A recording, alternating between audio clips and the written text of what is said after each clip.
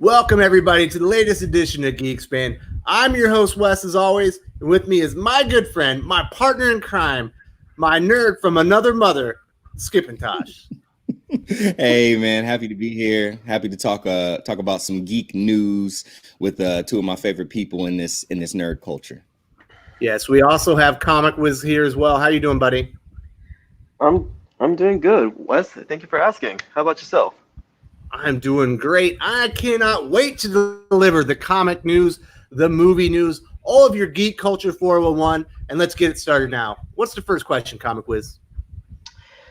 Well, the first question is tied to DC Comics. DCeased is one of DC Comics' most successful event comics of 2019. Writer Tom Taylor recently announced a new sequel series, Unkillables, on social media. Skip, are DC Comics smart to follow up DCeased with a sequel series so fast? Um, that's a really good question. I'm gonna say yes, only because they are kind of losing, their share of the market. So as they're, it's shrinking and shrinking, they're putting out less books. They're trying to run business a little more efficiently, but the fact of the matter is they're losing so much of the share as Marvel continues their flood campaign that in most cases, I would say, hey, let it breathe a little bit, build some more anticipation, let the trades hit a little harder and all of that. I understand their desperation, and I do think it is in their best interest, if not and I guess in turn the comic book industry's best interest, for them to follow up strong and fairly quick to a series that has been very successful for them. So I would say it's a good thing overall, because we need DC to continue. We need them to stay around. Maybe not the way that they're running things currently, but this seems to be a book that more or less universally people are enjoying, even though I don't count myself in that group. Wes, do you feel like it's good timing that they're following up so quickly? Absolutely. I'm shocked it took them this long. DC doesn't have a lot of books that are really hitting. Doomsday Clock is about to end. DCeased is really their very big hit of 2019.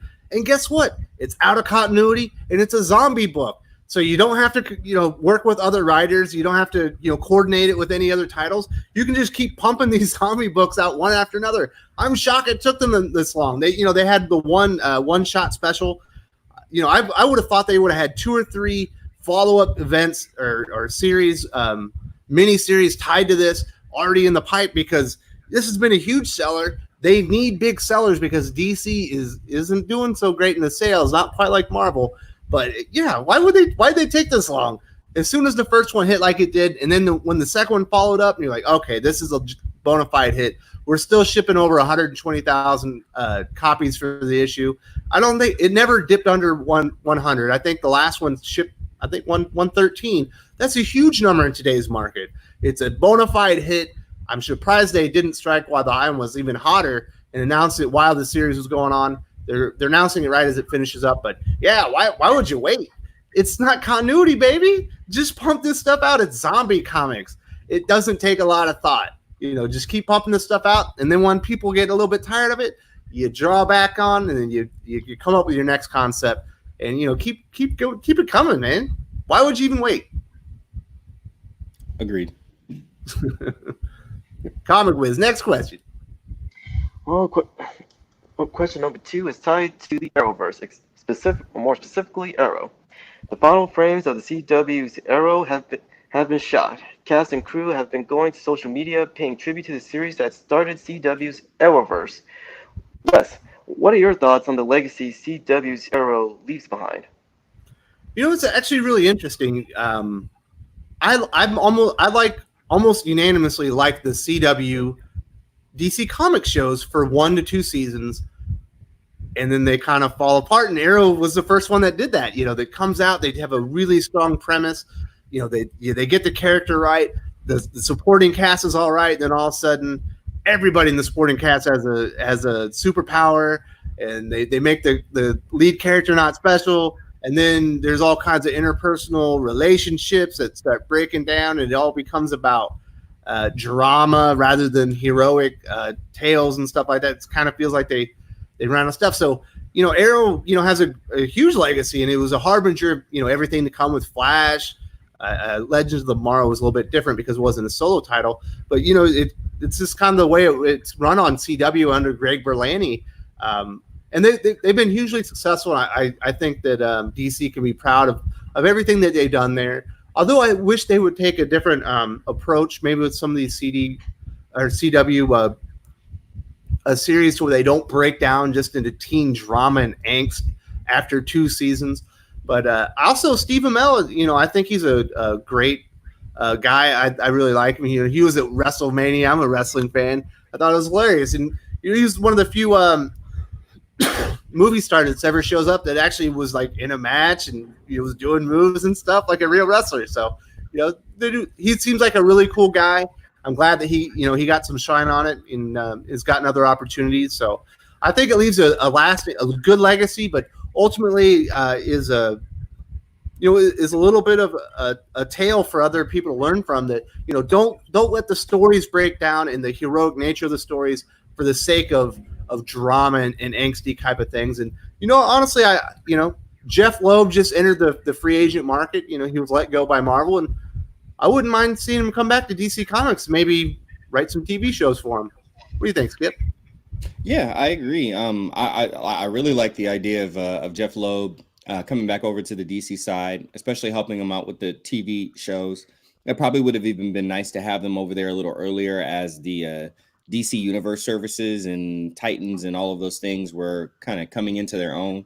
I think he really could have added a touch that would have made them a little more lasting. I envision, what he did with the same thing, kind of the earlier seasons or the first few seasons or actually just the first seasons of just about all of the shows through the Marvel Netflix side, bringing that over to the DC universe. And I think those shows would have made much more of a lasting impression. I know some people, were digging Doom Patrol and whatnot for what it was, but I think that was a really, really great point, Wes. I'm someone who, same thing. I came into the Arrow show right at the end of season 1 and was shocked at how excellent it was, and went back through, and I was fine with them Bruce Wayneifying, Oliver Queen for the TV show. Same thing. I was like, okay, different universe. I get it. You really want to do a Batman show, but who's the next billionaire, crime fighting guy that you can get that DC Films doesn't have their clutches on? Okay, Green Arrow, that's cool. So I really enjoyed it. The second season of Arrow is just phenomenal. Everything that I believe is I always forget his name, something Bennett, who played Deathstroke on the show. Everything he brought to it, juxtaposed with Stephen Amell, was fantastic. And even season 3, it wasn't the same quality as season 2, but it was still fairly strong.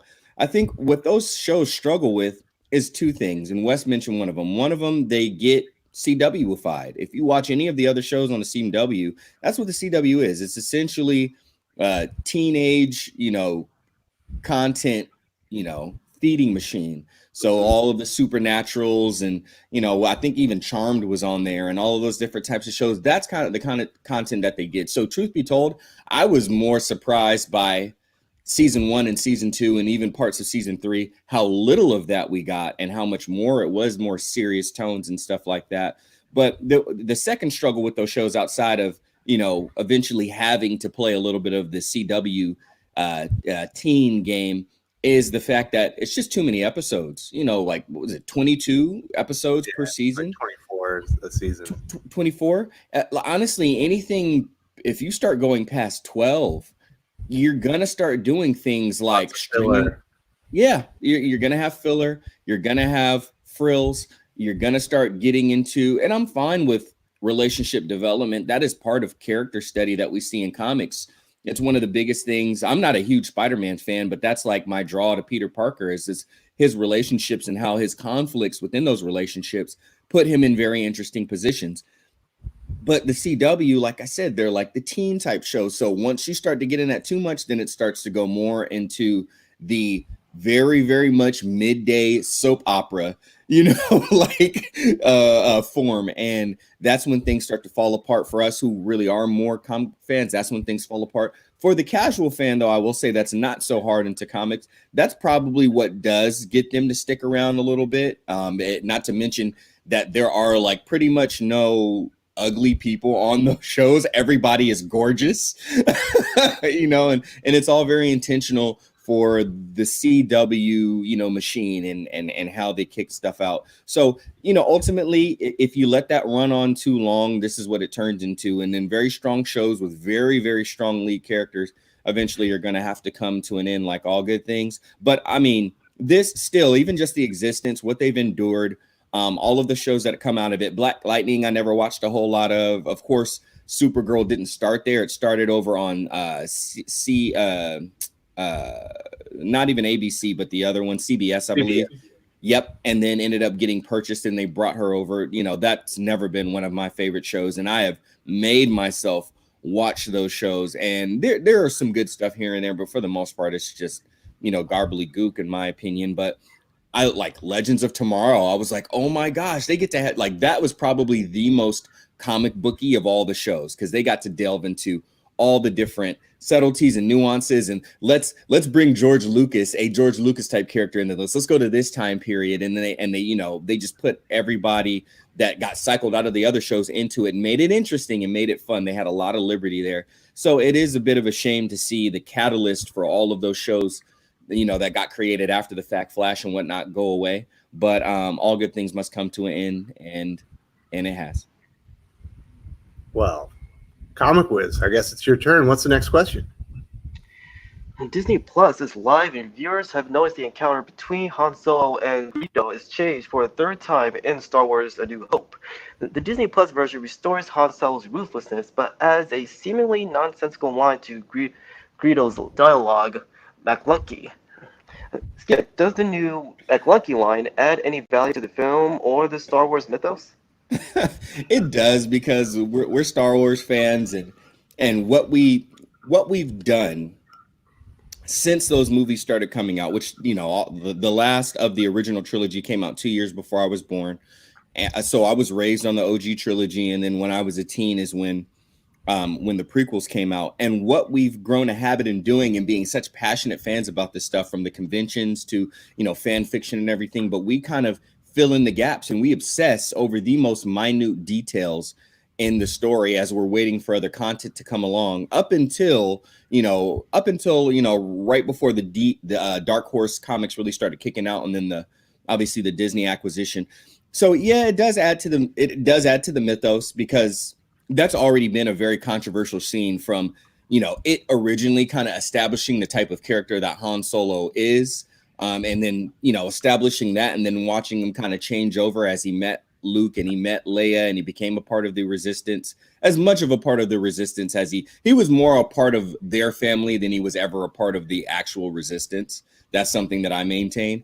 But, that was such establishing. And then to see George Lucas, alter that scene, and then all of the disdain, for George Lucas that everybody had after the fact. And then to now watch them go back on it, let it, and they went back on it a little bit earlier than when Disney Plus uploaded it. George Lucas is already working on that before Disney acquired Star Wars. But then to see them add this line, the McClunky thing, it's hard for me to believe that they added it in for anything other than to stir up things like this, to get more stuff into the press, to bolster the attention around Disney Plus. So I know we're going to obsess over it, but I'll be honest with you, to me, it's not something that I'm going to obsess over very much at all. Wes, please translate McClunky for me and then use it in a sentence.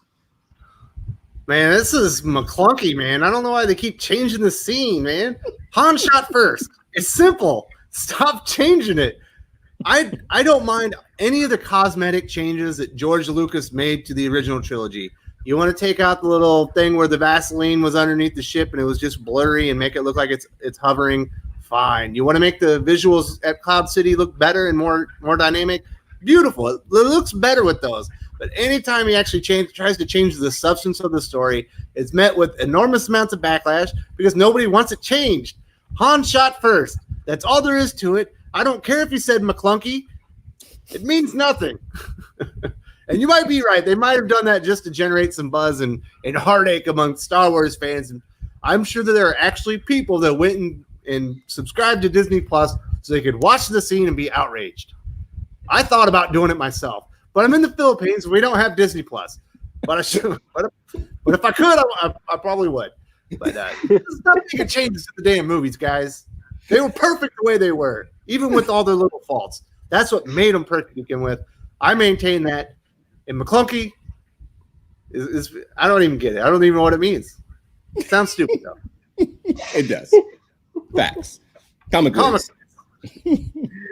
All right, moving on from Star Wars, we're heading back to DC. Many DC Comics readers reacted very negatively to the finale of Brian Michael Bendis' event Leviathan. Ahead of the February release of Leviathan Dawn, Bendis is now comparing Leviathan to classic Marvel villain Magneto. Wes, you had a pretty entertaining rant regarding Bendis and event Leviathan number 6. Has Bendis lost the plot comparing Leviathan to Magneto? He lost the plot long before this, but he certainly lost the plot even more now. Magneto is one of the most well-developed villains in the history of fiction, not comics. Magneto has an amazing backstory. Magneto has purpose.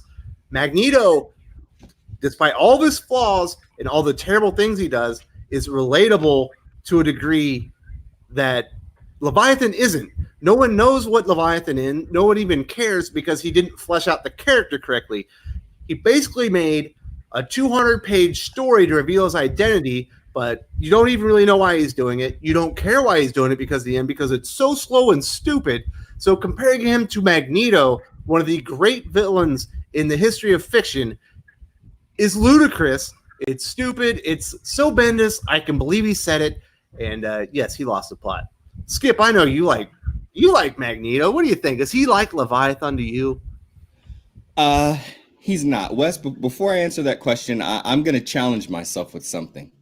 I have not been very kind to Brian Michael Bendis over the last forever. So I want to say something nice about him. First, Brian Michael Bendis has very nice veneer teeth. Okay. Brian Michael Bendis has lost his cotton picking mind. I don't know what I do know what he's doing. I know what he's doing. We know what he's doing. He's doing the same thing. He's doing McClunky. McClunky. That's what Brian Michael Bendis is doing. This is his McClunky. This is his, hey. He's trolling the readers.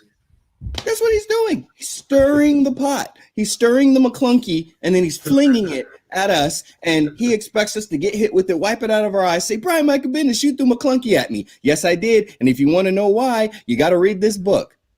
Okay. No, Brian Michael Bendis, I'm taking your book. I'm using it to wipe the McClunky off of my face, and I'm putting it in the commode, and I'm flushing it down here. You're trying to just get buzz around this. And you know what? You can take your buzz, and you can put it in your pot of McClunky. I will not to even compare a character that has multiple comic books. I'm 100% convinced, and prove me wrong, that there are probably college curriculum dealing with Magneto and his character out there. Nobody's looking for Manhunter and whatever something shot. Nobody cares. No one cares. No one cares. It's just a bunch of McClunky. And now I'm really thankful to Disney for gifting us the word McClunky as a parting gift to their very good friend Brian Hard Trying Michael Bendis. Brian Michael Bendis can take his McClunky, turn it some bitch sideways, and stick it straight up his candy ass. Because Stone West said so. Well, speaking of Brian Michael Bendis, he recently revealed Kendra Saunders' Hawkgirl will be featured in future issues of Superman and Legion of Superheroes. Skip, how do you think that Bendis will handle Kendra Saunders and the legacy of Hawkgirl. I'm going to challenge myself to say a second nice thing about Brian Michael Bendis. He has an exquisite pen collection. He's gonna Brian Michael Bendis is gonna handle Kendra Saunders the way that an elderly person would handle a Geo or a Pinto with only 3 wheels and the half of a steering wheel. He's gonna crash it. It's gonna crash. There's no hope. There's none. If you put any hope in that, if you invest into him handling Hawkgirl well at all, it is folly, my friend. You're better off taking your money and putting it in a commode of McClunky. You'll probably get a better return. Okay, no. And me personally, like, yes, I got a good heaping help of Kendra Saunders from the CW shows and her coming into Legends of Tomorrow, but the main place that I had really saw her and come to appreciate her, and I thought she had a lot more continuity. I didn't know she was so new. Was from the Justice League cartoon. I was like, oh, there's a Hawkgirl. Like I did not know that. I always knew about Hawkman, and Hawkman always had like one of the coolest suits because it was just like wings and like a badass beak and then muscles, you know, with like this thing. He looked like He-Man to me. And I was like, oh, He-Man with wings? This is awesome. And then they had Hawkgirl, and I was like, well, a Hawkgirl made sense too. And she was awesome with the mace. I was like, dude, that's one of my favorite medieval weapons of all time. It's a bat with a ball at the end with spikes. You gonna die, son. I always loved Hawkgirl. He's probably gonna give her like a magic wand or like a flower pole. I don't know. Brian Michael Bendis. Oh. I might need a moment. I'm gonna cry. Wes, before a grown man in an army shirt breaks out in tears, can you please take this over? I don't know what you're talking about. There's no way he's going to give her like a magic wand. He's going to give her a drinking problem and a promiscuity issue like he does every other woman that he writes that's an adult.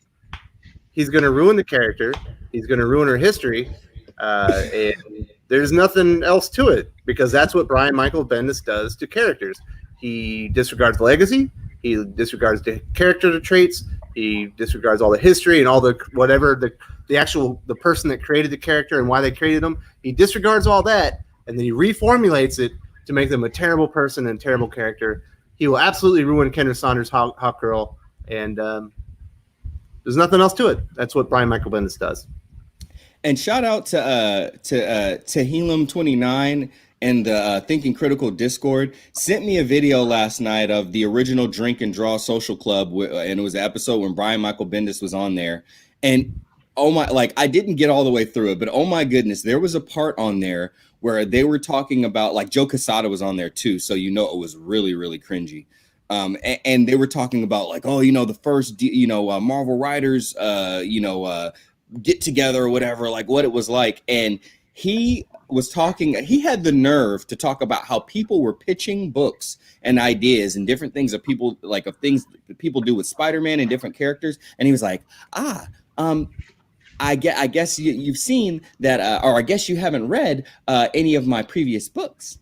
I've already done that. He said, and I tried to be really nice about it, but I had to let him know. And I was like, you got no damn right to talk about people who ain't read other people's work and start pitching in ideas, buddy. You got no damn right. So I just thought it was the pot calling the kettle McClunky when I saw that. It was ridiculous. Absolutely. Last question, Comic Wiz. Of the debate about Martin Scorsese's assertion MCU movies aren't films, but rather theme parks rages on. Black Widow herself, Scarlett Johansson, recently chimed in, conceding that the prolific director may have a legitimate point. Wes, what are your general thoughts on this argument that has come in this late in 2019? It's the most pointless, stupidest argument I've ever heard in my life. Who cares what Martin Scorsese, one of the greatest directors in Hollywood history, thinks about the MCU or any comic book movies? He obviously doesn't get the medium, or he would have been writing comic book movies. He doesn't make movies to be billion-dollar, franchises. He didn't come up in Hollywood like that. Like, back in the day when you made a trilogy, it was like a theme trilogy. Like when you see Oliver Stone's trilogy about Vietnam, it's not 3 consecutive movies. It's 3 movies dealing with the same subject matter. And that's what the way Scorsese did. He's got Goodfellas, Casino. He's got these those are all like a collection of movies about the same subject. And that's what he considers a franchise. He doesn't get the new model. He's not really a part of it. He's not part of new Hollywood. He's part of old Hollywood. Who gives a crap whether he thinks the MCU has any validity or is worth it or not? It means nothing. I can't believe people are even talking about it or even writing articles on it. It means absolutely nothing to me. I could care less about what Martin Scorsese thinks about the MCU, but I do think he's a damn good director, and he's one of my favorite directors of all time. What do you think, Skip? Yeah, totally. Martin Scorsese is one of my favorite directors, period, ever. But straight up, I'm not down with the okay boomer movement and all that. I respect the generations and the people that came before us. Had it not been for them, we would not be here. Whatever mistakes that they made or things that they didn't do right, we will do our best to correct. The things that they did good, we should continue and see the value in those things. And the generation that precedes us should do the same. Fix what we erred on and then maintain and respect and continue what we did well. Carry the torch. So I'm not with this okay boomer type thing, but at the same time, you got to call a spade a spade. Scorsese, like Wes said, he just doesn't get it. He just doesn't get it. Or maybe he does get it and he just doesn't like it. But either way, it's not a good reason to poo-poo all over the great success and whatnot that things are happening these days. And kudos to Scarlett Johansson, hopefully my future wife. But that's a whole nother geek-span. And my guitar is named after Scarlett too. Anyway, kudos to her for taking it what it is, taking some time and say, you know what? I think I see what he's trying to say. And yes, smaller movies are not doing as well as the box office as they used to. Blockbuster movies have really taken over. And it's funny that he doesn't want to point the finger at his good old friend Stevie Spielberg, or he doesn't want to point the finger at his good old pal, what's his name? The one who, James Cameron, because those are the blockbuster champions. You want to talk about summertime blockbusters getting started. What about Netflix is where all those movies that he's talking about go to now, and that's where he's putting his next movie at, the Irishman. Right, because things are changing. Like the way that people are consuming, it's changing. And not only that, again, this is another case of the pot calling the kettle McClunky. I know I've said McClunky a lot. I guess Disney's marketing actually got to me, that mouse. But because he was early signed on to be the executive producer for the Joker movie. The most profitable, not the highest grossing, but because of its smaller budget and how much money it has made, the most profitable comic book related movie of all time. So again, this is just him being upset that he kept trying to push his Irishman movie and bigger studios weren't picking it up, and then he had to turn to a Netflix or whatever. But guess what? These smaller outlets that got billions of dollars in the bank because they're tech companies or this or that, dude, they are pumping out some of the best content as far as TV shows and movies and all that stuff. So he it's funny. He's being forced to accept the times. Otherwise, he won't have any movies come out. So Marty Scorsese, cry and roll around in your money, complain to your other rich friends about how you guys' movies that make more money than I may ever see in my entire lifetime, except for the fact that me and Wes are going to take this thinking critical to a critical level, what may ever see. Marty, get over it, bro. Get over it. I love your films, by the way. Absolutely. Comic Wiz, do we have any mistakes today? Nope. And no, not really, but we do have a bonus question. No, we're not. We don't have time for the bonus question. If it gets to 30 minutes, we cut it off. We'll get it one day. Coming short. We'll get it one day. All right. I just want to say thank you to everyone for joining us today. There are links to our Discord server. There's a link to our coffee page. There's also a link to the Tabu Ajuana code for Skip's gaming chairs if you want the discount. Thank you all so much for joining us today. And for Skip and Comic Wiz and myself, Salamat Po.